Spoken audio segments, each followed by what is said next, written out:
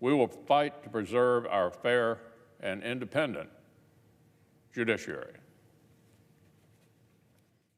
Okay. Last year, we on the Judiciary Committee conducted an incredibly thorough review of a nominee to the Supreme Court of the United States. We dug into Justice Kavanaugh's personal and professional life and discussed concerns openly in front of the public.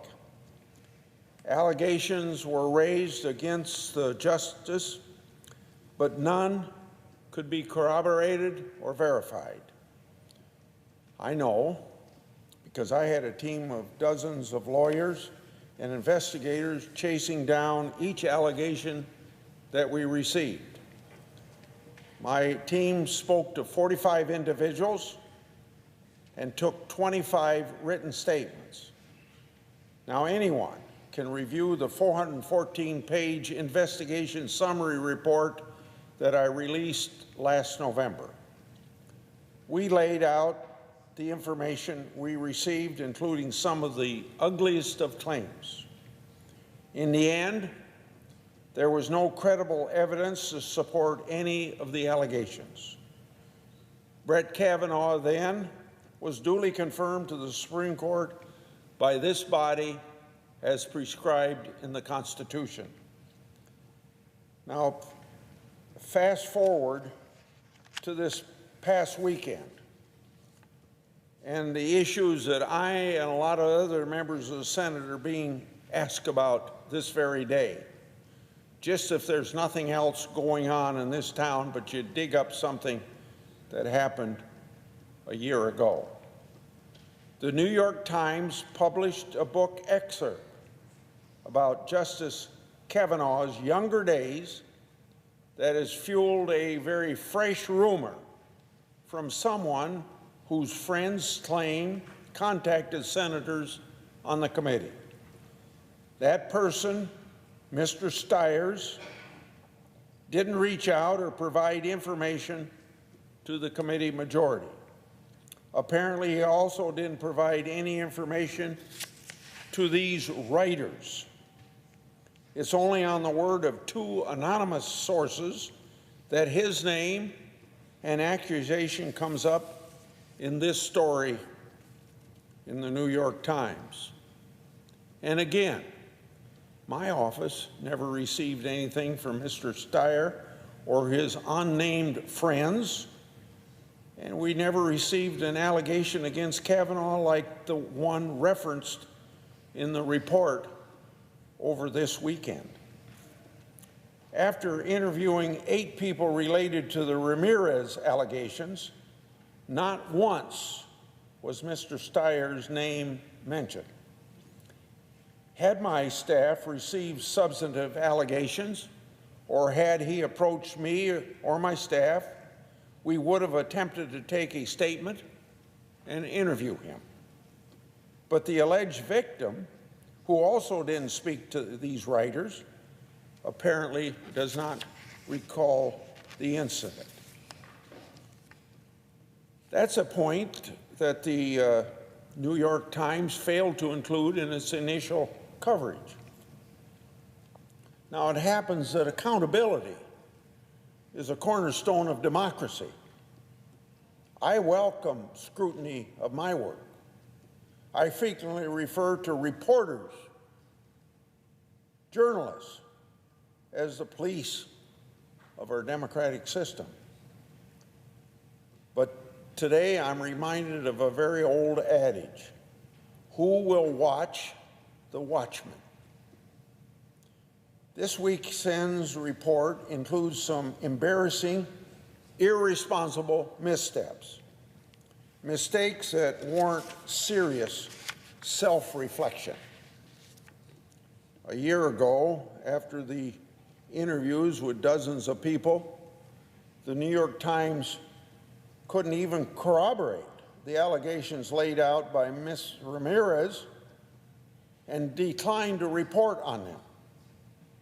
With nothing but a year of time and another interview with Ramirez herself, the paper thought those unverified claims were suddenly worth printing. No more corroboration, no more verification, coming only days before the release of the author's book. I can't help but wonder if the timing had something to do with the decision to run the story. Maybe sell more books. They also laid out what commentators are now calling new allegations. Let me be clear. This is not an allegation. It's barely a third-hand rumor. These writers, can you believe this? These writers didn't even speak to the man who they claimed originally recounted this rumor. What's left are only layers and layers of decades-old hearsay. No more corroboration, no more verification, not even anything from the accuser himself. And nothing, most importantly, nothing from the person who was allegedly involved. Now, the most shameful piece of this episode is that it took more than a full day after publication for the editors to intervene and to provide critical context. An editor's note added to the story last night reads, quote, "The book reports that the female student declined to be interviewed, and friends say that she does not recall the incident." Let me quote again. She does not recall the incident. That is the alleged victim. That's the opposite of corroboration and verification. In the legal world, this sort of thing is called exculpatory information. When it's not laid bare to provide greater context, it creates a serious credibility problem.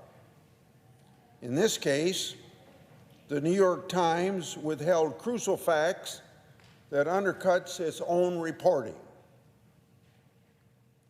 We now have an uncorroborated accusation rooted only in unnamed sources with no direct knowledge of the event, and that the alleged victim doesn't even remember.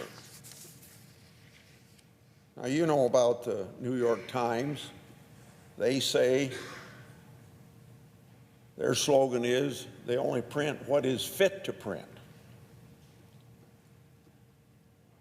I just described this situation of uncollaboration rooted in unnamed sources with no direct knowledge of this event, and that the alleged victim doesn't even remember. I'll get back to the slogan of the newspaper. When did this stuff I described become something fit to print by the supposed American paper of record? The sad consequences of this article are a misinformed public, a greater divide in our own discourse, and a deeper lack of faith in our news media. I yield the floor and suggest the absence of a quorum. C-SPAN is back in Des Moines, Iowa this Saturday for live Campaign 2020 coverage of the Polk County Democratic